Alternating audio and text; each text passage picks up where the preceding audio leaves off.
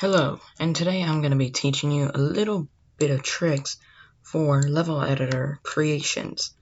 Now, as you can see, I have a very complex level right here because of all the buildings, but for this tutorial we're not going to be using this exactly. We're only going to be needing the arena here. I'm going to hide these. These are not important for this, but as you can see, I have 5 layers here of triggers. Now, when you begin the level, you should have like a little intro sequence that will be occurring. And as you can see right here, I have triggered these things right here. Now, I have 5 triggers. But then again though, the 5th animation is triggered by this, which this is the ending trigger. So that's why it doesn't say Death 5 up here.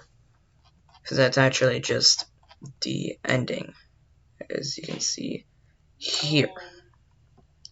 But here is the animation that I'm using. So, as you can see, when this happens, I have some enemies here. You see how there is not 5, because you can see right here, 1, 2, 3, 4, 5, 6, 7 enemies, right? But I have 5 triggers. Well, the thing is, I'm eliminating some of these enemies during this cutscene, which will start when you either touch one of these animations. Once this happens, I wait for these enemies to go over to their destinations for them to get killed, as to make it seem more dynamic and realistic. So I give them a slight bit of breathing room for them to definitely die. Then, this will come up. This comes up, if you can see it, here, I will look for it. But, you can see that right here, if I were to go here, you can see that I have a little tiny gap here. So it goes here, it stays here, then in 4 seconds, the animation, it jumps up. Now this is after when you kill any one of these enemies, so like this Spear 2, the Sword or Archer 3, Archer 4, or Spear 1, or this guy, it will automatically happen. Now, as you can see, it says untouched enemies dead. Now, it also has ignore player entering. This is so that because typically most animated or AI triggers will just happen automatically if the player just steps into it. That's how it works by default. But if you click this, then it won't care at all for players or allies. Unless, because of this right here, this causes it where enemies will trigger it. Now if you wanted it to where if the player died, or count for if the player ever died too, then you could do on anyone touch dead. Because then after that you can have it to where you can make it to where the player would die, or if the player died.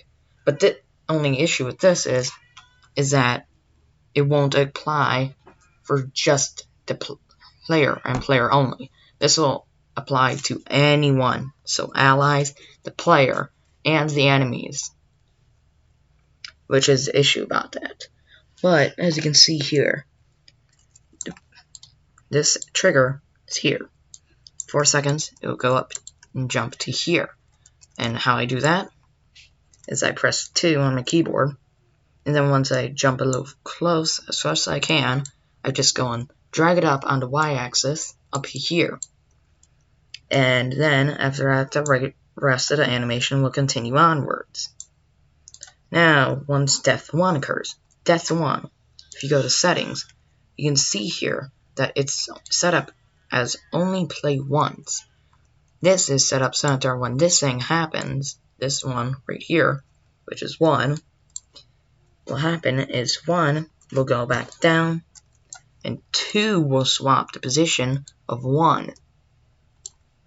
Then, Death 2, right here already.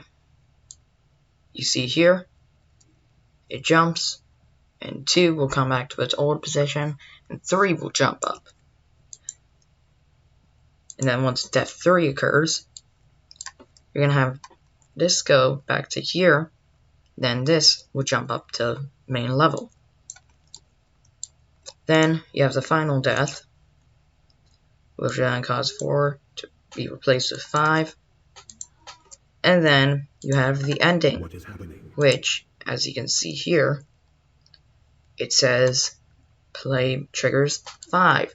So once this happens, this little thing right here is triggered, the ending will occur, and then give you all this chaos that's going to happen, which I'm not going to go and explain, but that's how, so far, you can set up the system for any type of level that you want, which you can do as many of these as you want, by the way, because it all just windows down to what you're trying to do, because the very last on touched enemies dead trigger, that's going to be the one that you don't want to label as like a death kind of animation, because you're going to actually want to classify that as your ending, because typically why this method is used is to trigger endings for levels, no matter what. So hopefully you guys found this useful, and hopefully it fares you well. I will see you guys in the next one. Thanks for watching, and hope it helped, and goodbye.